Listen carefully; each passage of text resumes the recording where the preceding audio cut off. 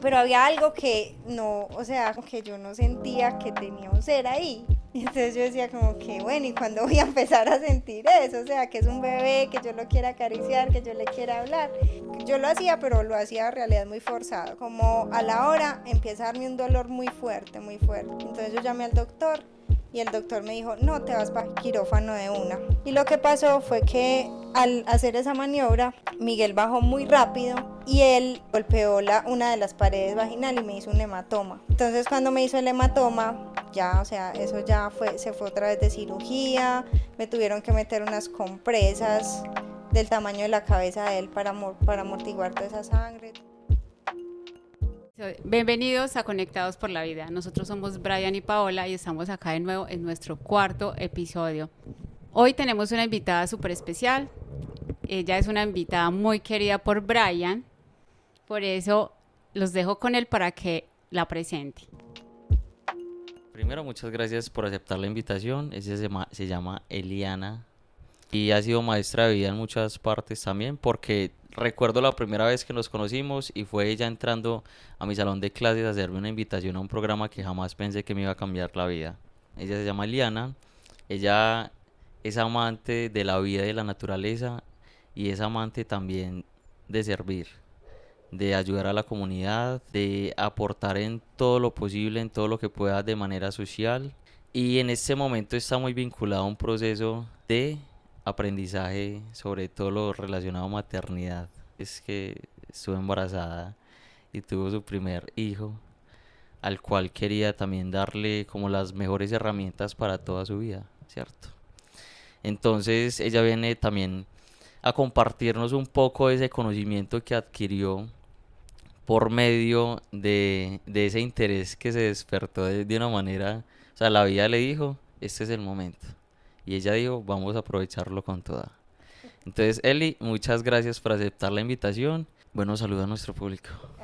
Bueno, muchísimas gracias por la invitación. Me siento muy emocionada, qué palabras tan lindas. Ya hasta que me ponía a llorar.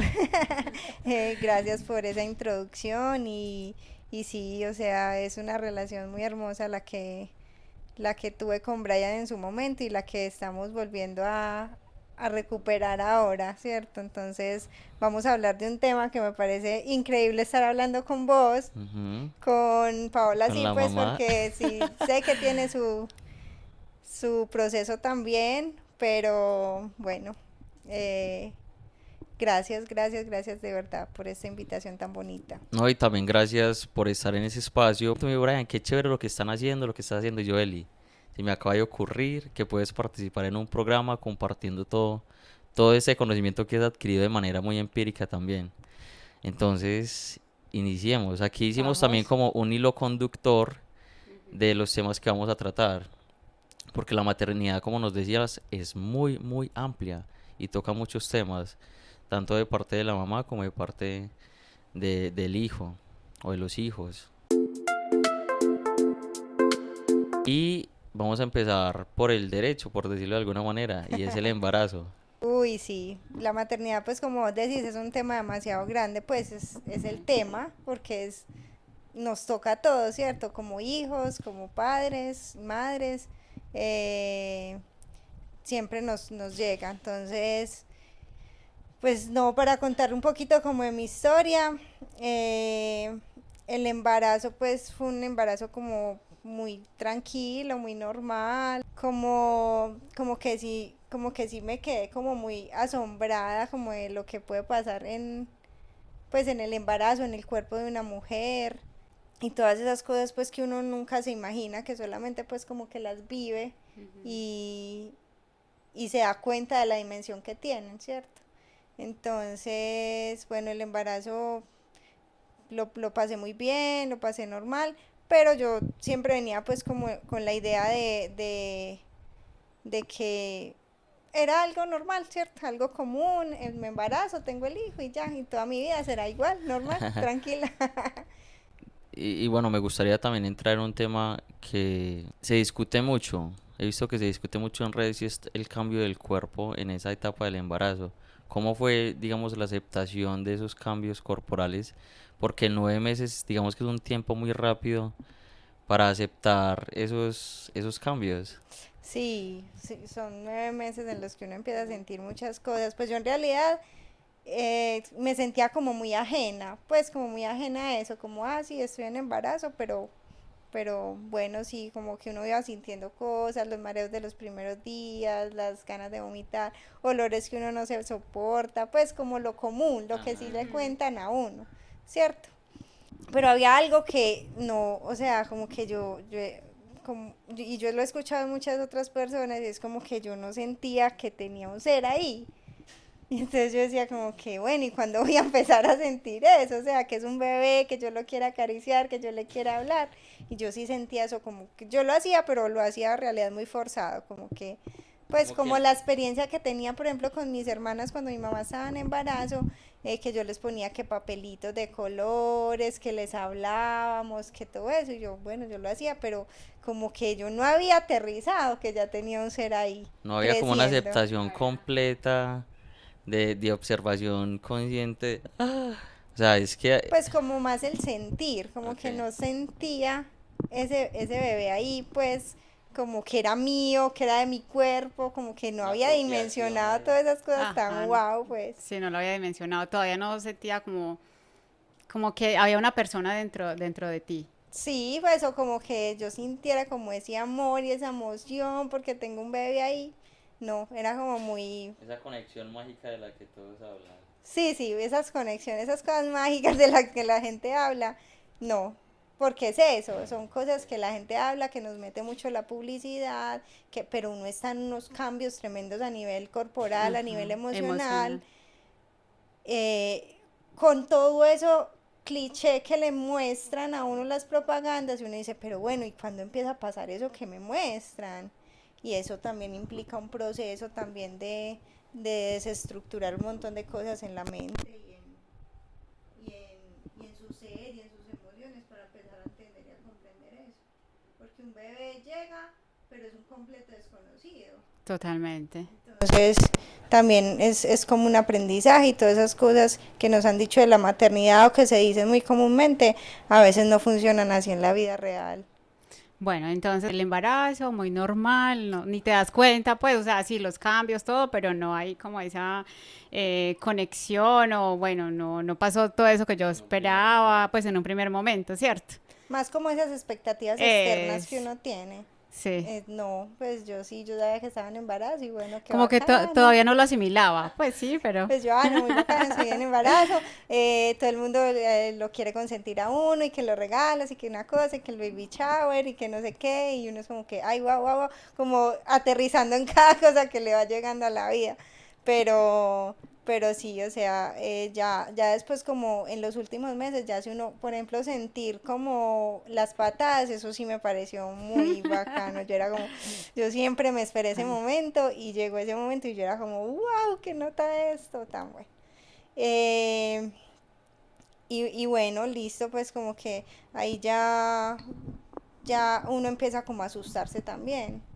Ya empieza como el miedo, bueno, ya viene el parto, ya vienen estas situaciones, que es otra cosa completamente desconocida para uno, que nunca le hablan a uno sobre pues como la realidad, sino Ajá. que nace el bebé y usted lo único que se imagina es la propaganda de X marca de pañal, que no sé si puedo decir acá, Sí, así sí. idílica, la mujer ahí y el bebé ahí dormidito y todo muy Dándole el tranquilo. besito en su frente y Ajá, exacto. descansando. Como Es de así, manera muy y un cómoda. bebé que duerme todo el día y toda la Me noche y imagino. te deja hacer todo lo que vos quieras.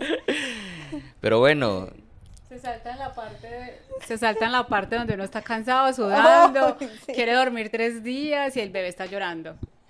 La parte más constante, porque esa es la maternidad. y bueno, y es un tema muy importante también. ¿Cuál es desde tu punto de vista, cuál es la importancia del parto como tal? No solamente el hecho de tener el bebé, sino todo lo que se da en ese momento. Toda la situación, el entorno, lo que pasa antes, durante y después de dar a luz ese ser. ¿Cuál es la importancia de eso? No, total, o sea, yo siento que, o sea, la mujer cuando se prepara para un parto, sí debe tener un acompañamiento muy puntual en muchas cosas. No los cursos pues que hacen comúnmente de preparación para el parto que no sirven a veces para nada, porque yo iba a eso y yo era como, bueno, y cuando me dicen, pues, no sé, bobadas, ¿cómo le pongo el pañal? Pero la realidad es que detrás de eso hay un montón de emociones de uno, hay un montón de cosas del cuerpo que uno no conoce, de todos los cambios que se dieron en el embarazo para llegar a un parto y muchas otras cosas que aprendí. Bueno, el parto pues que yo tuve, yo iba con mucho miedo, yo no quería sentir dolor, yo no quería, pues yo tenía mucho miedo pues por las experiencias que me habían contado. Mi abuela hablaba mucho de no ir a gritar en el parto porque no te atendían. Ay, sí. Entonces, todas esas cosas yo las llevaba muy adentro y yo sabía que tenía que estar callada, que no me podía quejar.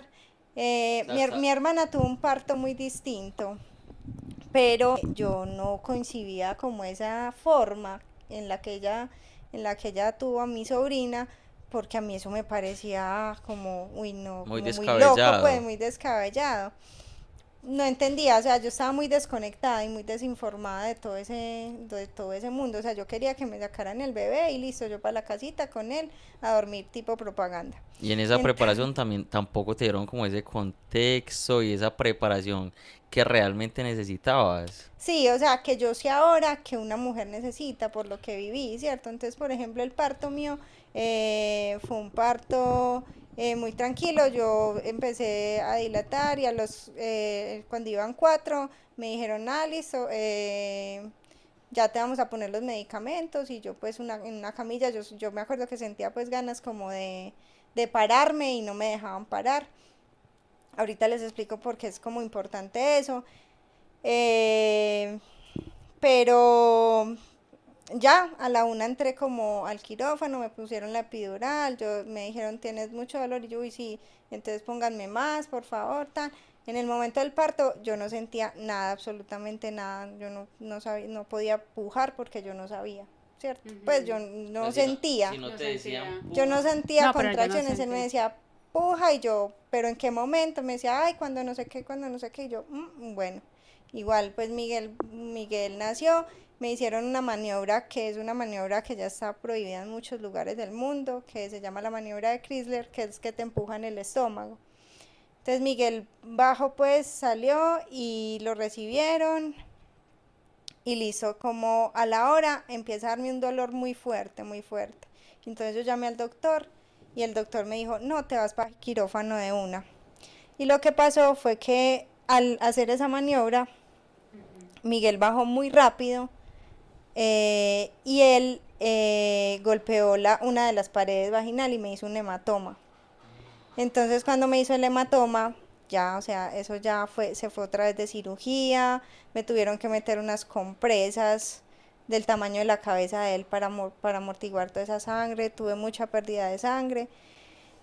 Bueno, ¿y qué pasa con eso? ¿Qué pasa con el parto? Que es un aspecto muy desconocido para las mamás primerizas y para muchas mujeres que no están enteradas de muchas cosas importantes en un parto, como por ejemplo las posiciones para tener un bebé, que la violencia obstétrica que hacen con uno. Cuando mi abuela me decía, Eso es lo que no les da la gana. grites, es porque en las clínicas está prohibido gritar, porque les estorba que uno grite, que es lo natural, ¿cierto? Que es como pues Hay cuando un hay un dolor que uno dolor quiere de eso, como en una manifestar, intensidad, pues lo normal es sacar todas esas emociones que uno pueda tener.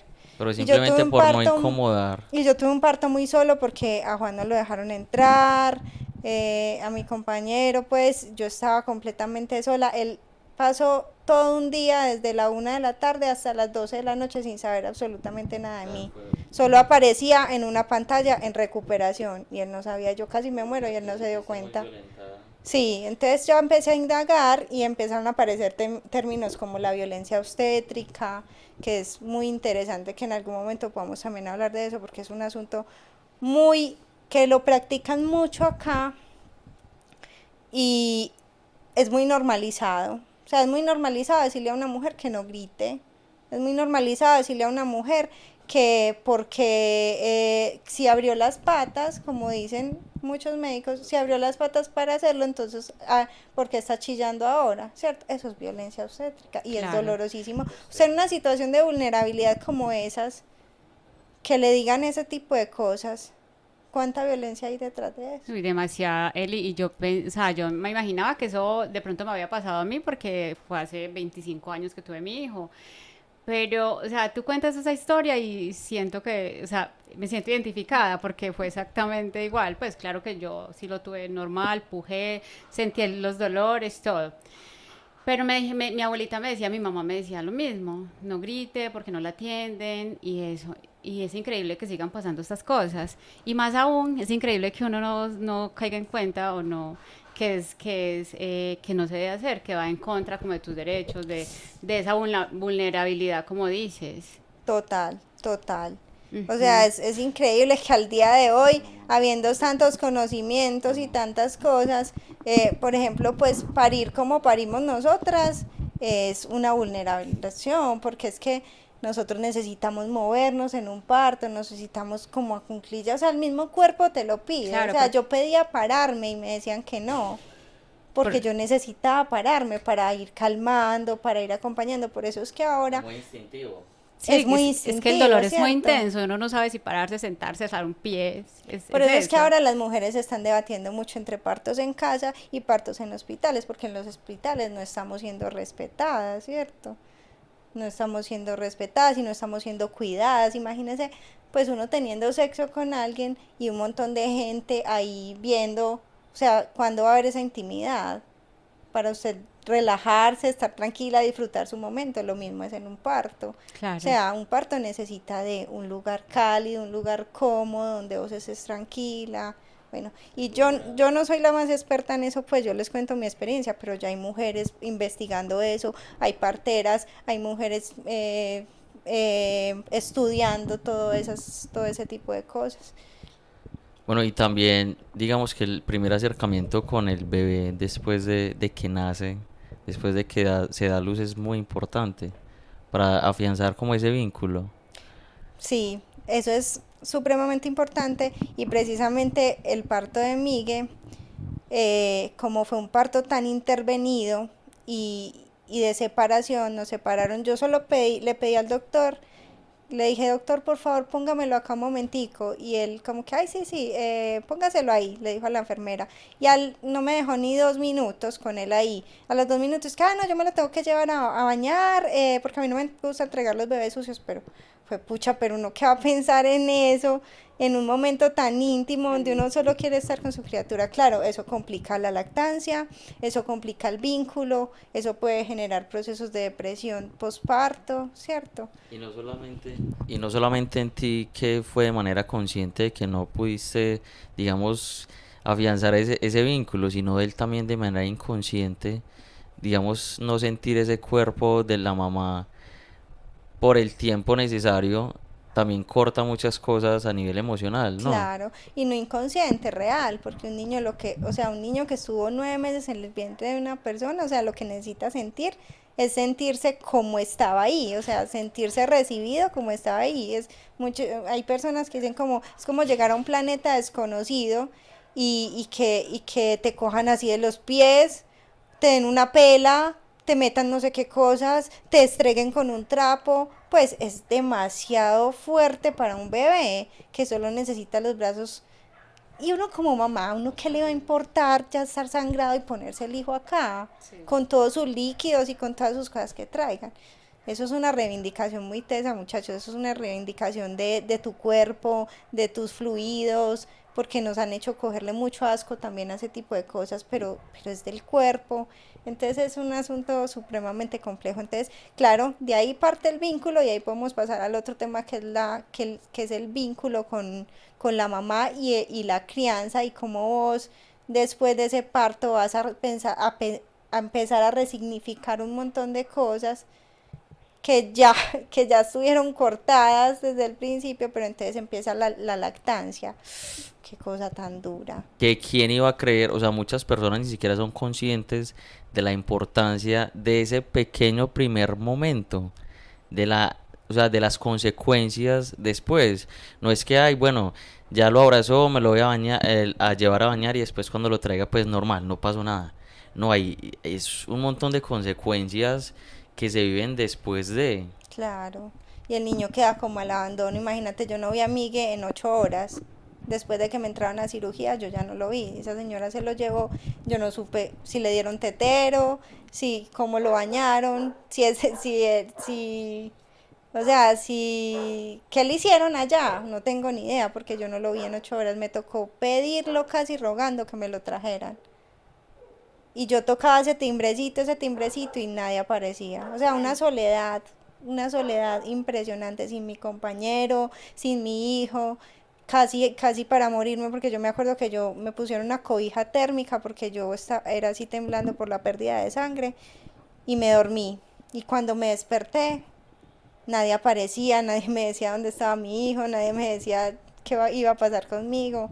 Impresionante, la verdad es que sí, fue una experiencia muy dolorosa que le toca a uno pues como empezar a indagar y a cuestionar porque uno se culpa, ¿qué hice Ujú. yo? No, no, no, vení, espérate, ¿qué Un pasó en el sistema contexto? detrás. ¿Qué pasó en todo ese tiempo? Entonces, bueno, Y ahora desde tu experiencia, ¿cómo podemos aconsejar a esas próximas primeras mamás de que dónde puede investigar, por qué tema puede empezar, de qué manera se pueden exigir esos derechos vitales? las realidades de las personas son muy distintas a lo que yo les puedo contar, ¿cierto? Pero yo sí siento que una mujer acompañada por alguien como humano y que sepa de la ley y que sepa cuáles son los derechos que puede exigir y que puede pedir, puede ser un recurso muy importante para esa mujer que va a parir. Pero yo no sé si esa mujer tiene el dinero para acceder a eso, yo no sé si esa mujer tiene los recursos, tiene el apoyo de la pareja, ¿sí me entiendes? Entonces es muy difícil como poder decir eso, pero sí intentar buscar como un acompañamiento de alguien que sepa de tus derechos en ese aspecto. Y hay mujeres pues que indagan y ya tenemos las redes sociales que hay mucho, entonces es como eso, acompañarse en como de esas experiencias de otras. Lo que vos decías más importante es como esa parte, esa otra parte, la emocional, que viene un bebé, una mamá, ya tú estabas angustiada, triste, entonces puede venir un posparto, te da la depresión, entonces el que va a sufrir es el niño, la mamá, el esposo, o sea, la familia, y no se dan cuenta, pareciera que no están atendiendo personas, sino, no sé, cosas. Sí, así es. También hace falta como esa educación, ¿cierto? A nivel profesional para estas personas que no piensan, es como todos somos un número más. No están viendo más allá ese daño que se le puede hacer a esas personas. Y después venimos entonces a decir que nos habrá pasado porque tenemos esos bloqueos, esos conflictos cuando estamos grandes, y nosotros no sabemos de dónde, y son esas cosas que para unas personas son mínimas y que no valen la pena, pero para otras significan mucho. Sí, sí, como vos decís, somos un número más, pero, o sea, pero es que somos humanos, fue pucha, sentimos y nos duele. Entonces, o sea, para mí siempre la reivindicación social y el cuestionamiento social es muy importante que esté ante cualquier circunstancia que te duela. La depresión, vení, ¿por qué tener depresión? Miremoslo. O sea, miremos a ver qué es lo que está pasando en tu contexto, porque es que no todo puede ser culpa mía o no todo es del cerebro de una sustancia. Sí, No, claro, estamos viviendo un contexto supremamente abrumador. ¿O a quién no le totalmente. parece? Por ejemplo, mira, ese momento tendría que haber sido de solo dicha y felicidad, y se convirtió en angustia y zozobra, y dónde está, y cierto, qué Sí, mucha pasó. incertidumbre, muchísima Y incertidumbre. seguramente el bebé en su inconsciencia también como estaba perdidito por allá y no sabemos qué pueda generar eso en un futuro. Pues yo pienso que también es muy importante como saber que los seres humanos tenemos unas capacidades de reponernos y de repararnos al dolor, ¿cierto? Que no se pueden desconocer, pero también que influye el contexto, o sea, cómo el contexto te acoge y te acompaña en eso. Pues yo con Miguel he hecho pues como hicimos como al principio una resignificación pues como del parto, lo hablamos, pues le explico también qué fue lo que pasó, le explico que yo no tenía las herramientas tampoco para saber de eso, para conocer, ¿cierto? Y hay algo que ustedes han mencionado en los anteriores episodios y es como cómo se repara ahora, o sea, es, por ejemplo usted, Brian, que ya está grande, con vos, que sos la mamá, cómo reparan esas cosas en las que uno piensa que falló como mamá, ¿cierto? Entonces, sí se puede, ¿cierto? Se puede como reparar eso, no se va a quedar siempre, ay, no, que me traumé por esto, que me traumé por aquello, porque se vuelve como mucho. No, vení, miremos la relación y qué pasa en esa relación. Y algo que todavía, digamos, también me cuestiona y por lo que choco mucho, y también es verdad que cada quien, cada persona, cada individuo, dependiendo mucho del contexto y de la cultura y la sociedad y todo, absolutamente todo, es diferente, ¿cierto? Pero a mí sí me cuestiona mucho las personas que tienen 30, 40 años y le siguen culpando, descargando responsabilidades a la mamá, al papá, a una familia y no se quieren hacer responsables de ellos mismos.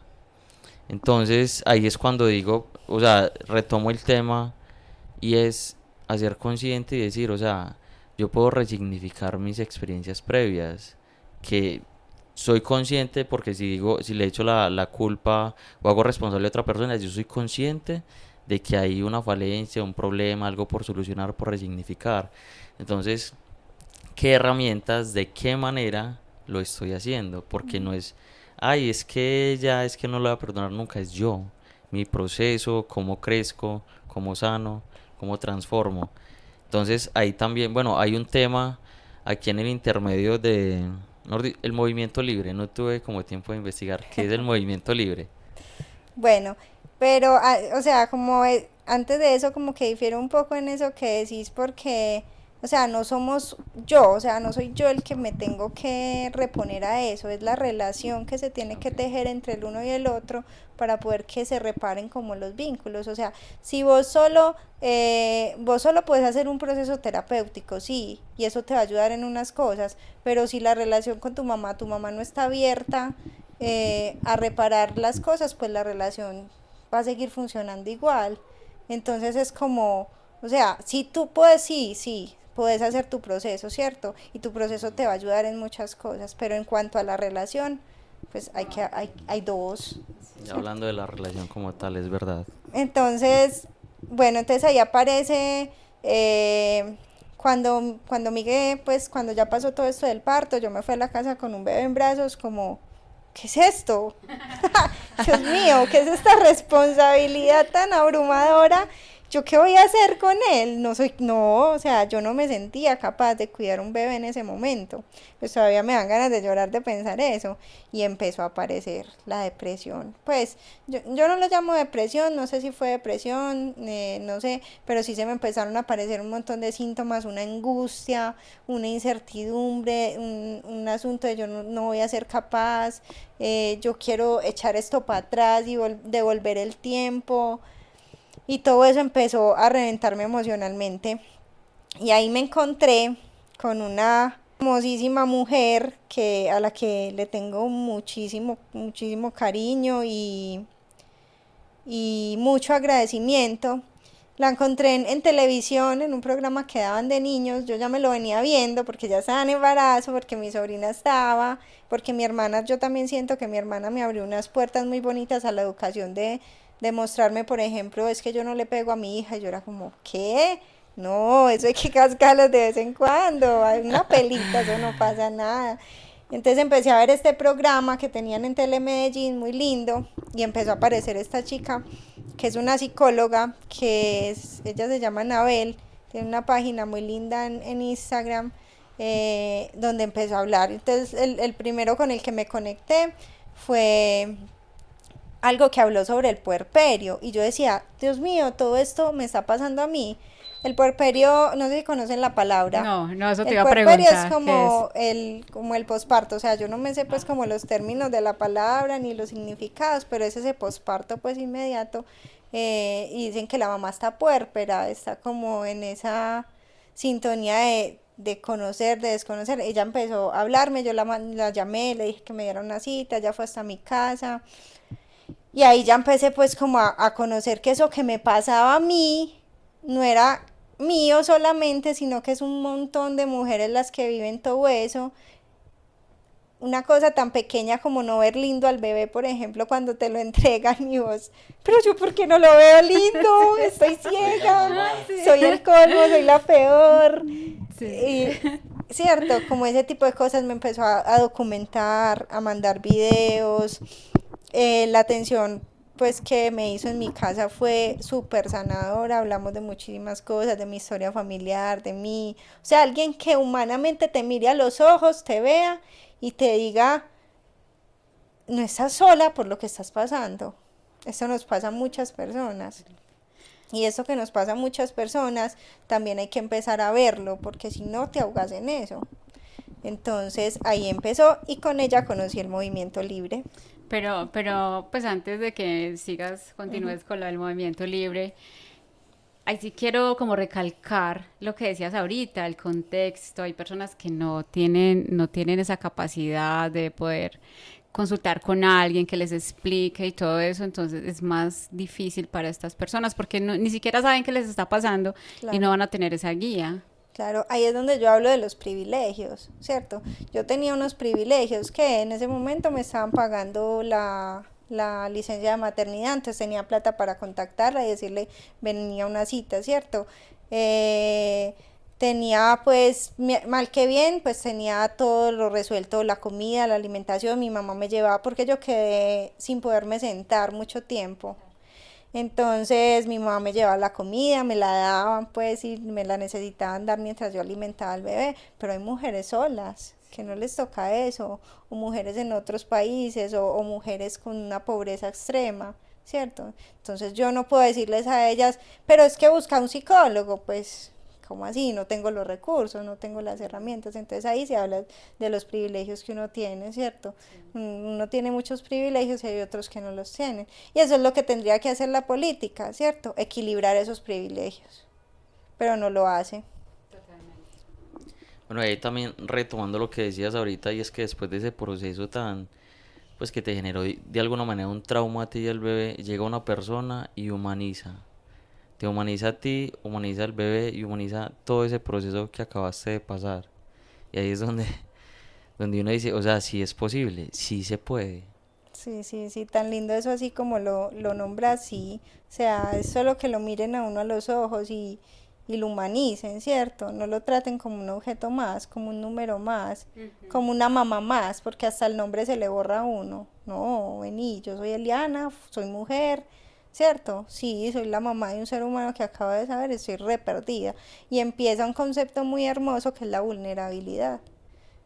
La vulnerabilidad. Y la vulnerabilidad nos hace humanos. Ahí es donde nos humanizamos, ¿cierto? Sí, entonces llega esta chica que yo le agradezco un montón y empieza ese tema del movimiento libre. ¿Qué es eso? ¿Eso con qué se come? ¿Qué A es mi eso? sobrinita, empecemos por ahí, a mi sobrinita, en ese momento yo le decía a mi hermanita, no, no, lleve la estimulación, llévela al Ágora, que es un centro acá muy conocido en Envigado, que es donde nos estimularon a todos, ¿cierto? Y yo empiezo a conocer el movimiento libre, que es más que nada un cambio de mirada a mirar el bebé como persona, a mirar al niño como persona, no como objeto como hemos venido mirando muchos años.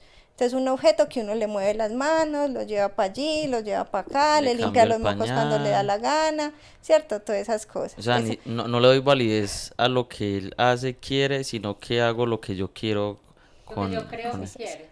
Y pues le aviso a Paola que no se vaya a llenar de culpas, porque es que eso no lo sabíamos hace muchos Exacto. años, ¿cierto? Cuando Brian estaba chiquito. No, lo que hacía era que había que moverle los piecitos, que había, ¿cierto? Entonces empezó a conocer el movimiento libre y empiezas a cambiar esa mirada, esa concepción de que es que el niño también es un sujeto como de saberes, no es una tabla limpia que viene y yo la tengo que llenar, no es un ser que yo le tenga que enseñar a caminar, porque él ya trae como él ya trae en sí ese ser humano, ¿cierto? Ese Esa instinto. fisiología para hacer, solo es que le permitamos Sí. desplegarlo, ¿cierto? En libertad. Entonces ella empieza a decir que no hay que sentarlos. Entonces, ¿qué? ¿Cómo que no hay que sentarlos? Que no hay que ayudarlos a poner de pie, que siempre deben estar, que el piso es su mejor, como su Ambiente. mejor ambiente Yo me acuerdo, para qué pena que desplegarse. interrumpa, una Dale, vez, dale.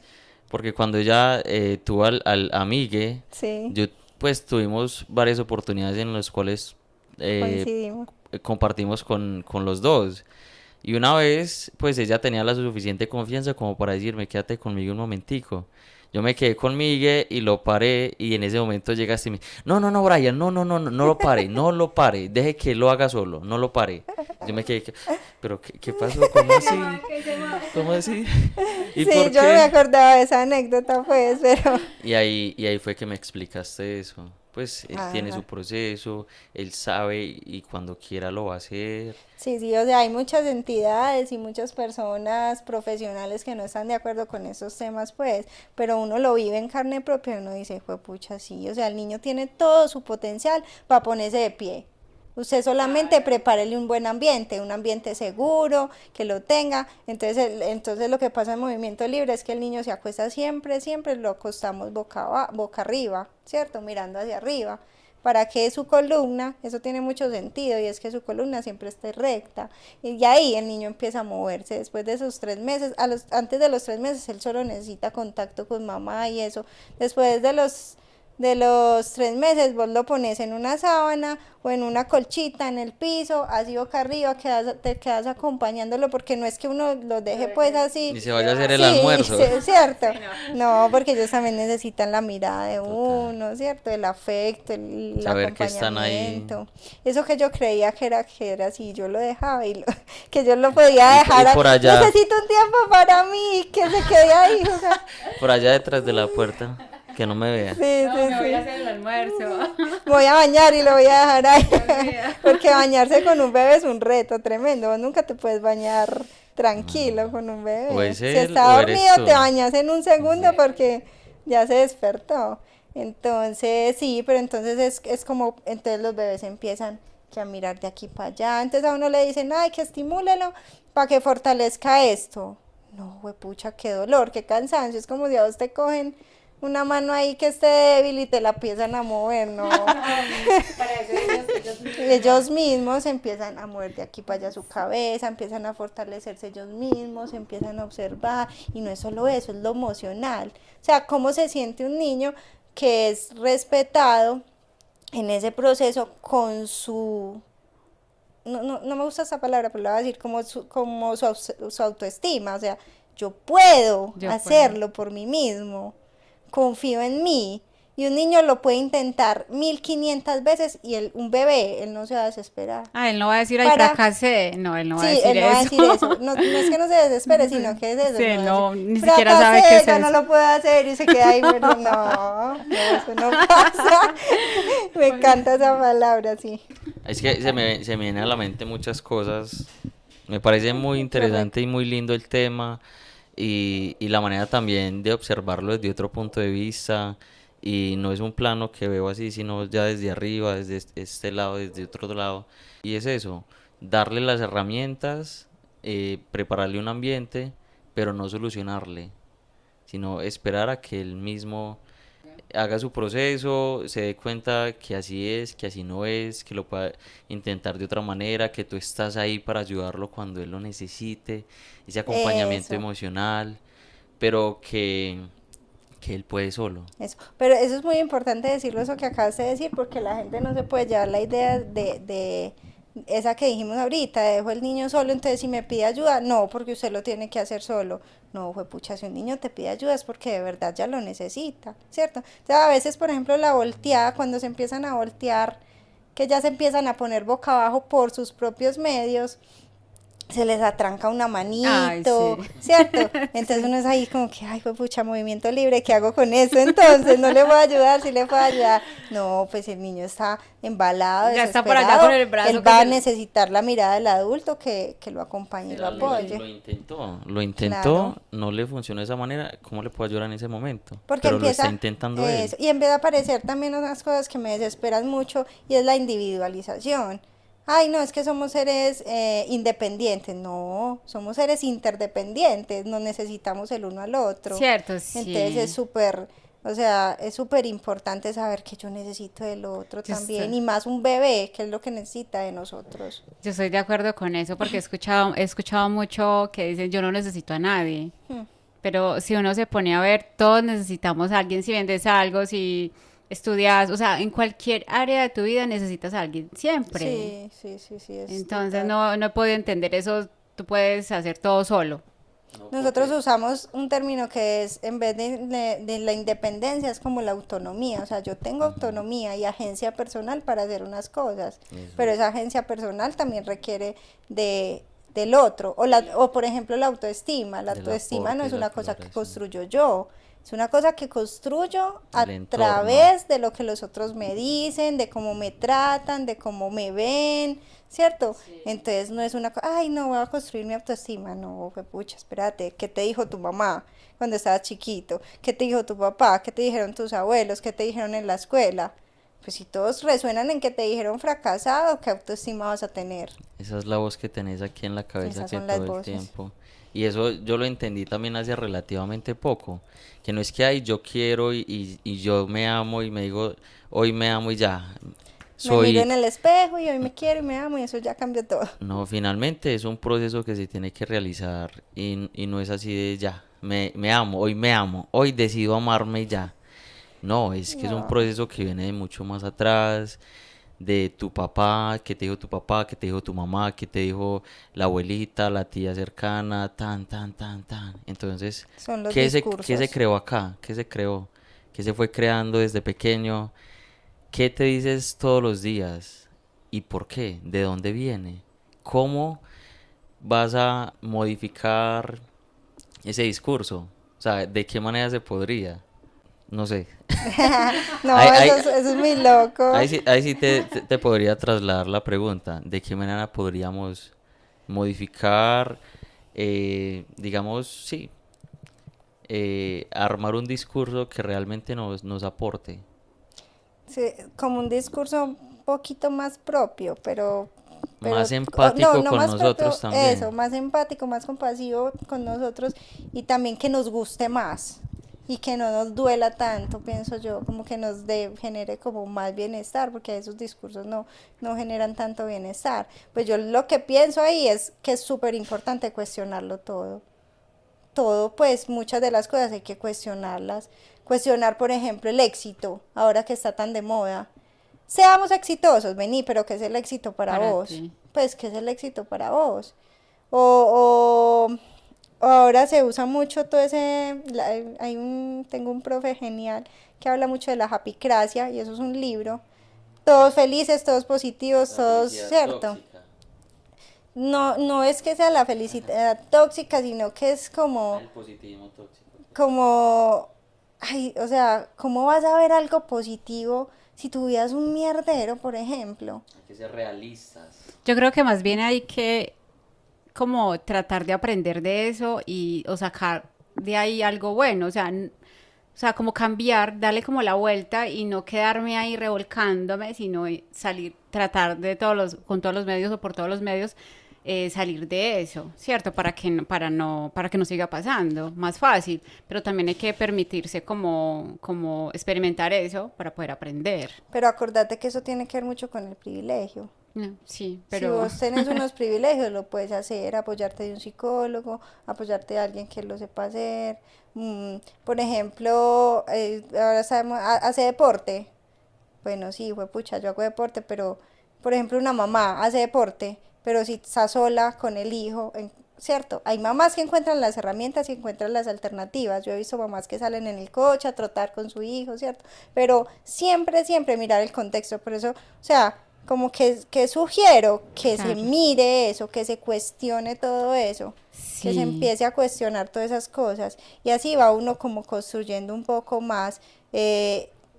Aprender cómo hacerse pasito, porque uno ya sabe todo el contexto que tiene detrás. ¿Sabes qué me hace pensar eso que estás diciendo? Que uno tiende a juzgar muy rápido.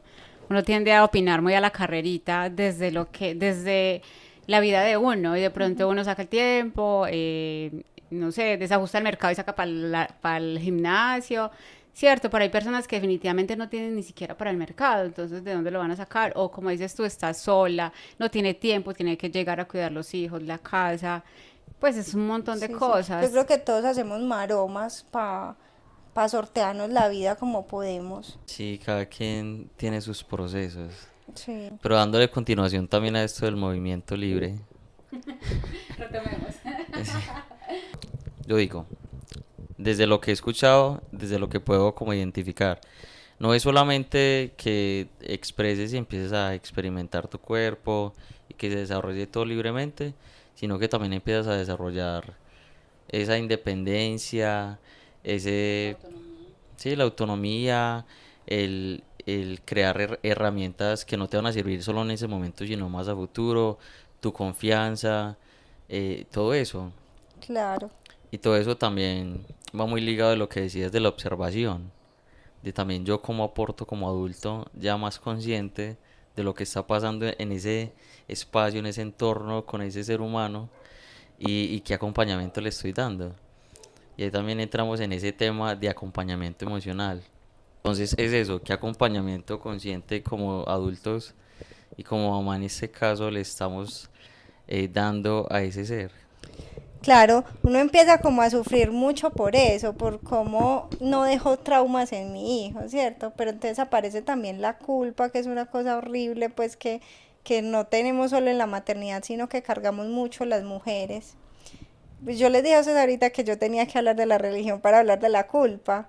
Claro. Y, y es que la culpa a la mujer, sobre todo, no la ha impuesto mucho la religión, ¿cierto? Eh, pues asuntos como que la mujer fue la que se comió la manzana, pues que para mí eso es un cuento que me parece pues patético Y muy machista. y muy machista, ¿cierto? Sí, sí. Es súper machista, ¿cierto? Entonces somos las que portamos el pecado y en mil cosas que se dicen en la religión sobre la mujer, ¿cierto? Que cargamos con todo eso. Entonces es una cosa muy, muy compleja y entonces a partir de ahí empieza uno a preguntarse, fue pucha, ¿cómo entonces lo hago mejor? O sea, como que la culpa tiene esas dos caras, aunque yo no soy muy amiga de la culpa, pues, pero tiene esas dos caras y es como que te empuja a vos a mirar más allá, a decir cómo lo hago diferente con mi hijo, cómo lo puedo acompañar distinto.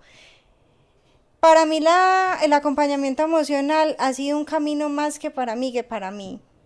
O sea, yo no, o sea, yo a hoy no puedo creer cómo sintonizo con mis emociones y cómo las acompaño a como lo hacía hace 10 años, por ejemplo, que ni me daba cuenta que eso existía, o sea, yo ni me preguntaba, pucha, hoy estoy triste, estoy contenta, hoy estoy cómo estoy hoy, no, eso no se me pasaba. No eras consciente y no le dabas validez a las emociones tuyas. Sí, o sea, no eran completamente invalidadas. Si yo estaba sintiendo mucha ansiedad, por ejemplo, yo tenía que dejar eso atrás para conectarme en mi trabajo, pero no me paraba a pensar, fue pucha, ¿dónde viene esto? Entonces, la maternidad también vino a, a mostrarme que yo ya traía estos asuntos que tenía, pues es que no me gusta como mencionarlo desde ese lugar como de un diagnóstico, pero yo sí sentía como unas sensaciones y unos síntomas que me preocupaban, como angustias, como unos discursos en la cabeza, y entonces la maternidad, ¡pum!, como que me disparó eso y empezó yo a aprender y a cuestionarme y apareció un libro muy lindo que me lo recomendó una chica por redes sociales que se llama Comunicación no violenta de Marshall Rosenberg. Que yo les dije ahorita, ese libro para mí cambió toda la mirada que yo tenía referente a eso. Entonces ahí hablan que tenemos unas emociones, tenemos unas necesidades, ¿cierto? Y cómo a partir de conocerlas, de empezar a mirarlas, vamos también transformando como la forma en cómo acompañamos esas necesidades. Si vos tenés una necesidad, por ejemplo, una muy básica que es tenés hambre, ¿cierto? ¿Vos qué vas a hacer? ¿Qué vas a hacer? Ah, bueno, voy, ¿cómo, cierto? La atendés esa necesidad. Pero ¿qué hacemos con las emociones? Hacemos todo lo contrario, las distraemos, las apartamos, no las queremos ver.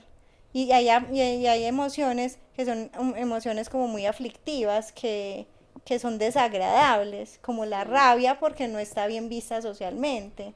Entonces uno no se quiere enojar porque el otro la pasa mal, o porque si te enojaste pequeño, tu mamá te dijo, no te quiero si te enojas, o si llora no sos un varón, pues todo ese tipo de discursos que hemos aprendido, y eso nos hace apartar las emociones y ocultarlas y tenerlas por allá rezagadas, y eso era lo que a mí me pasaba.